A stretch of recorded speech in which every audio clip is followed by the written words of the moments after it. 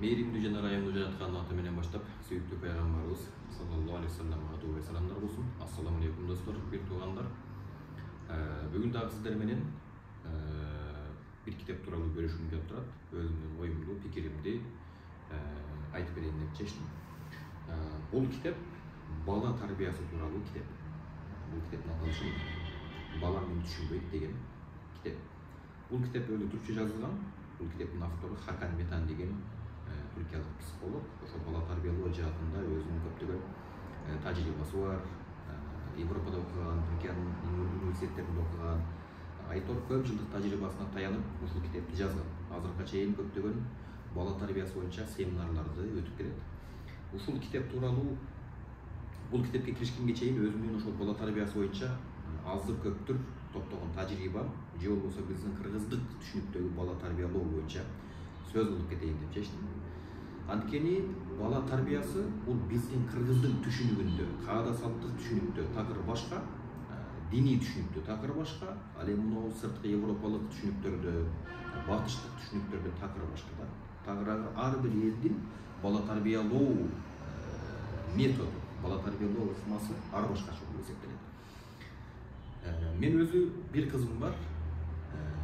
Ошол кызымды азыркыга чейин ошолор кандай китептердин негизинде, диний түшүнүктөрдүн негизинде, пайгамбарыбыз калтырып кеткен бала тарбиясы боюнча калтырып кеткен, айтып кеткен хадистердин негизинде ондон келишинче орток бир түшүнүк менен тарбиялаганга аракет кылам. Эмне үчүн? Анткени мисалга биз батыштын эле түшүнүктөрүн ала турган болсок, анда тескерисинче балдарыбызга, перзенттерибизге туура эмес түшүнүктөрдү берип алышыбыз толук ыктымал. Мисалы батышта көбүнчө балдарга эркиндикти берүү аркылуу тарбиялайт. Бала эмнени кааласа ошону кылыш керек. Ал мисалга эртең чоңойгондо жынысын өзгөртөм дейби, же башка колго өтөм дейби, айтор ушундай бир чоң коркунучтар бар да.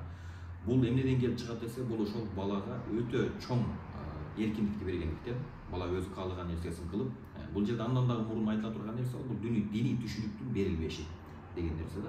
Мына ошондой туура эмес түшүнүктөр бар. Эгер биз коммунисттик системага карай турган болсок, 70-жылдык коммунисттик системанын дагы өзүнүн бир бала тарбиялоодо, жалпы эле ушул коомду жетиштирүүдө алардын дагы өзүнүн бир жылдык иштеп чыгарылган тажрыйбалары бар. Алар дагы бизге туура келбейт. Аларды эми динден алыстатуу, каада салттан, үрп адаттан алыстатуу, адамдык асыл сапаттардан алыстатуу максатында иштеп чыккан методикалар да. Алар дагы бизге туура келбейт экен. Эми биз өзүбүздүн каада салтты карай турган болсок, биздин каада салтта кандай эле биз кантип бала тарбиялайт элек дей турган болсок, могу 70-жылдык орустардын жанагы режими келгенге чейин, коммунисттик система келгенге чейин бизде бала тарбиялоо бир эле бала тарбиялоо эмес, бул үйлөнгөнгө чейинки абалдар, үйлөнгөндөн кийинки жаңы жубайлардын, үйлөнгөн жубайлардын мамилелери, ата эне менен баланын ортосундагы аралыктар, айтор биздин кыргыздын жалпы жашоо тууралуу өтө чоң тажрыйбасы, өтө чоң түшүнүктөр калыптанган. Алардын ичинде мисалга 50%, 60% дин менен аралашкан, дин менен камыр жуумур болгон десек дагы жаңылышпайбыз. Анткени диний түшүнүктөр дагы бизге көп кирген.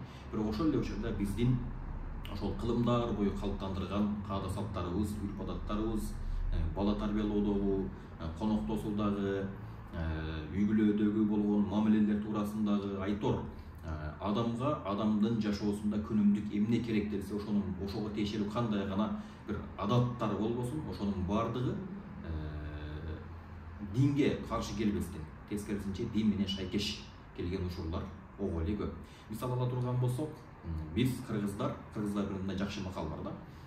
Эр жигит үйдө туулуп, жоодо өлөт деген макал. Бул көбүнчө ошол бала тарбиялоого тиешелүү болгон, уул балдарга тиешелүү болгон макал. Бизде бала тарбиялоодо мындай экиге бөлүп алсак дагы жакшы болот да, кыргыздын түшүнүгүндө. Ушинтип тарбиялашкан. Мисалга кыздарды көбүнчө энелер тарбиялаган. Аларга мисалы кичинекейинен үйдүн тазалыгы, чеберчилик, узчулук, мисалга жанагы эркектин дагы кийими, аялдын дагы кийими көбүнчө ошол өткөл мезгилде көчмөн доорлордо бул ошо аял кишинин колунан чыккандыктан тамак жасай турган ашпозчулук, айтор ошол аял затка тиешелүү, ошол көчмөн доордо аял затка тиешелүү кандай гана сыпаттар болбосун, мунун баарын эне камсыздап, эне тарбия берген. Ал эми ошол көчмөн доордо уул балдардан эмне талап кылынган десе, уул балдардан көбүнчө эр жүрөктүүлүк, баатырдык, ошол элин жерин коргой турган сыпаттар калыптанган. А муну ким камсыздаган десе, муну көбүнчө ата камсыздаган. Бала биз тестиер деп коебуз, ошо тестиер кезинен баштап эле ата менен кошо сыртта жүргөн. Мисалга жылкы кайтарып, кой кайтарып, желеде жана кулундарды байлап, ошентип атасынын жанында ошентип жүрүп, атка мингенди үйрөнүп, акыр барып жаа атканды үйрөнүп, жоопкерчиликке тиешелүү сапаттарды үйрөнүп, ошентип эшикте атасы менен жүрүп, анан ошентип бышып жетилген да. Демек, балага тарбиялуу, уул балдарга тиешелүү тарбияны көбүнчө ата камсыздаган. Негизи эле кызга дагы, балага дагы тиешелүү болгон, мисалга атанын тиешелүү болгон тараптары бар да. Бул көбүнчө өткөл курак деп коебуз. Орустарда мисалы переходный возраст деп коет, ошол мезгилдерге түздөн түз тиешеси бар учурлар болот. Мисалга өткөл курактарда уул балдар дагы, кыз балдар дагы энесин укпай калат да. Биздин деле мындай баштан өттү десек болот. Мисалы мындай бизде кыргыз айтып коет, кулакым өзүң чыгып калды, үнүм жоноюп калды деген сыяктуу сөздөр менен ошол өткөл куракты сыпаттайбыз да. Мына ошол учурда эненин күчү жетпей калат. Бул учурда түздөн түз ата тарбияга аралашууга толук түрдө милдеттүү. Анткени ата бул ишке, бул тарбияга аралашпай турган болсо, анда мунун акыбети жаман нерселер менен күтүшү мүмкүн. Мисалга, баласы дагы, кызы дагы жаман бир сапаттарга оролдош болушу мүмкүн, жаман бир чөйрөгө кошулуп кетиши мүмкүн. Мына ушул нерсени туура бир багытка буруу максатында ата дагы түздөн түз ошол тарбияга катышы бар. Бизде мисалга кыргыздык түшүнүктө мындай түшүнүктөр калыптанып калган туура эмес түшүнүктөр. Ата такыр эле тарбияга тиешеси жок депчи. Ата тарбияга тиешеси жок, ата тек гана ушул ырызкы табуу менен, үй бүлөсүн багуу менен, ошо менен гана алек болот депчи. Тарбия тек гана аялдан көз каранды деп. Бул туура эмес көз караш. Аял дагы, эркек дагы өзүнүн милдеттери бар. Аялга тиешелүү милдеттери көбүнчө ошол бала кезде бала менен болуп, жомок окуп берип, диний түшүнүктөр менен, адеп акылактык принциптери менен ошолор менен тарбиялаганга аракет кылат. Качан атанын милдети келет десе, бала чоңойгон сайын, балага жоопкерчилик илине турган мезгилдер келип калганда, атанын балдарга тиешелүү тараптары, жоопкерчиликтери, тарбияга тиешелүү жоопкерчиликтерди илине баштайт. Мына ушул нерсени эстен чыгарбаш керек. Эми сөзүбүзгө кайтып келе турган болсок, бул ушул китеп тууралуу айтып берели. Бала мени түшүнбөйт деген түркчө китеп. Мен окуп чыктым, сиздерге ушул китепти сунуштайм. Бул китепте эми ичинде эмнени айткысы келет десе, биздеги жанагы эле биздин кыргыз түшүнүктөгү балдарыбыз мени түшүнбөйт, көбүнчө мындай туура эмес түшүнүктөр. Биз баланы бала болуп уккубуз келбейт. Ар бир бала өзүнчө бир аалам, эгер түшүнө турган болсок, андай турган болсок, ошол баланы түшүнүү үчүн баланын деңгээлине түшүш керек, баланын деңгээлинде ойлонуш керек деген нерсени айткысы келет. Эмне үчүн бала атасын түшүнбөйт, ата-энесин түшүнбөйт, ата-эне балдарын түшүнбөйт десе, ортодогу карама-каршылык экөө бири-биринин деңгээлин түшүнбөгөндүктөн. Тагыраагы экөө бири-биринин деңгээлине чыга албагандыктан же түшө албагандыктан. Муну мисалы кантип түшүндүрсөк болот? Муну мисалга баланын өзүнүн деңгээли бар. Мисалга өткөн курактагы мезгилдеги балдардын өздөрүнүн деңгээли бар, ага чейинкилердин өздөрүнүн деңгээли бар. Тестиер курактагы жаңы мындай буту чыгып аябай мындай гиперактивдүү болуп кыймыл аракет кылып жаткандагы балдардын өздөрүнүн деңгээли бар. Мына ушул деңгээлдер бар да. Ушул деңгээлдеги турган балдар кантип алардан бир 20 жыл мурун, кеминде 20 жыл мурун алдын келген ата-эненин деңгээлине чыгышы мүмкүн деген нерсе да. Муну балдар эч качан түшүнбөйт да. Муну тескерисинче ата-эне түшүнүш керек. Ата-эне түшүнүктүр, мына ушулардын деңгээлине түшүнүүгө аракет кылыш керек. Мисалга бул китептерде айтат, биз деле мурдагы өзүбүздүн ата-энебизден ушундай тарбия көрүп чоңойбодукпу. Эми бул ушундай бир курак, ушундай бир өткөл мезгил, муну деле басып өтүп кетиш керек дейт да. Бул туура эмес экен. Анткени бул китепте ошол методикалар менен туура эмес түшүнүктөрдү кантип туура түшүнүктөргө айлантсак болот деген нерселерди, деген методикаларды берген бул китепте. Сиздерге сунуштаймын. Автор ошо жогоруда мен айткандай Хакан Метан деген түрк психолог, жакшы жазган, жакшы которулган. Айтайын дегеним, эмне үчүн бул бала тарбиясы биз үчүн маанилүү? Анткени пайгамбар саллаллаху алейхи вассалам айтканда, ата-эненин балдарына калтырган эң жакшы мурасы бул жакшы адеп акылак, тагыраак айтканда жакшы тарбия деп айтканда. Эгерде биз балдарыбызга жакшы тарбия бере турган болсок, адам каза болгондон кийин 3 тобу жетип тура турган амалдардын бири бул ошол жакшы перзенттердин ата энесине, мархум көзөп кеткен ата энесине кылган дуасы болуп эсептелет. Ошондой бир жакшы перзентти тарбиялаш үчүн, коомго салым кошо турган, динге кызмат кыла турган, эли жерге жан күйүп, жан үрөп кызмат кыла турган перзенттерди жеткириш үчүн биринчи адам өзүн тарбиялаш керек. Өзүн тарбиялап эле тим болбостон, бала эненин боюна бүткөндөн баштап, ал ошол бала тарбиялоосу боюнча, бала тарбиясы боюнча изден башташ керек. Мен мисалга өзүмдүн изилдөөлөрүмө карап айтам да, азыркы мына 21 кылымда жашап жаткан адамдарга бала тарбиясы тууралуу өтө чоң жоопкерчилик моюнга илинип жатат да. Муну биз туйбай атабыз. Мен аздыр көптүр ушул изилдөөлөрүмө карап айтам да, анткени бир кызым бар, Кудайга шүгүр, кызым 1 жаштан өтүп калды, 1,5 жаштан өтүп калды. Ушул тажрыйбага таянып, канчалык чоң жоопкерчилик бар экенин туюп, анан корком да кээдечи. Ушуга татыктуу бир тарбия бере алат экенбиз деп. Анткени баягы дүйнөлүк анализдерди, прогнозлорду карап турсак, өтө коркунучтуу прогнозлор бар. Мисалы дагы бир прогнозду айтып берейин. Америкалык изилдөөчү изилдеп чыгыптыр.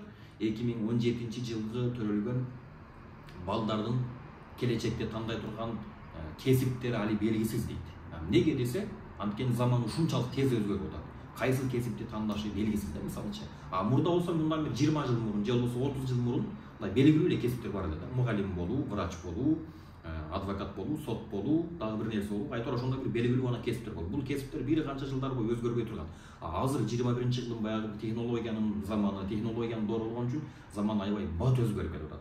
Баланы биз ошол доорго ылайыктап тарбиялаш үчүн бизде ошондой өзүбүздө ошондой масштабтуу маалымат болуш керек да. Өзүбүздө ошондой жетишерлик илим болуш керек. Али ибн Абу Талиб айтат, Аллах андан ыраазы болсун, балдарыңарды өзүңөр жашап жаткан доорго эмес, алар жашай турган доорго ылайыктап тарбиялагыла дейт да. Эми ойлонуп көрүңүз, мисалга адам эң эрте үйлөнгөндө, азыркы Кыргызстандын стандарты менен 22-25 жаштын ортолугунда үйлөнө турган болсо, где-то бир 2 жылдан кийин перзенти болот. Ортодо бала менен атанын ортосунда, бала менен ата эненин ортосунда кеминде бир 25 жылдык, 27 жылдык айырма болуп атат да. Эми балаңызды 25 жыл алдыга, келечекке ылайыктап тарбия бере аласызбы деген маселе турат. Мына ушул нерсени ойлонуш керек. Азыр жанагы жасалма интеллект деген чыгып атат, адамдын акылына кирбеген нерселер чыгып атат. Мына ошондой бир илим, билим, информация, маалыматтар кайнап жаткан доордо балабызга биз кандай билим беребиз? Кайсыл доорго ылайыктап балабызды, перзенттерибизди өстүрөбүз? Балабыз келечекте кандай адам болуп чыгат деген нерсе ар бирибизди уктатпаш керек, ар бирибизди ойлонуш керек. Эгер ойлонто турган болсо, анда азыркыдан баштап мына ошол окшогон китептерди алып, кыргызчасын болобу, орусчасын болобу, кимдин кайсыл тармакка тиши өтө турган болсо, ошол тармакка кармашып окуңуздар, өзүңүздөрдү даярдаңыздар. Анткени бул жоопкерчилик, ата эненин мойнундагы жоопкерчилик, бул жоопкерчиликти сезиш керек. Анткени эртең кыяматта биз ошолордун мойнунан суралышыбыз толук ыктымал да. Эгерде Кудай эле насип кылып, жакшы бир перзенттерди тарбиялап, коомго салым кошо турган, динге салым кошо турган, элибизге, жерибизге кызмат кыла турган жакшы бир перзенттерди тарбиялап, коомго кошо турган болсок, бул ата эне үчүн эң чоң жетишкендик ошол болуп эсептелет. Биздин баягы мына дүйнөдө баягы жетишкендиктерибиз эмес, социалдык бир статуска ээлер болуш, байлыкка же бир бийликке, же бир бизнеске, дагы бир ошондой бир чоң максаттарга жетиш ээлер эмес.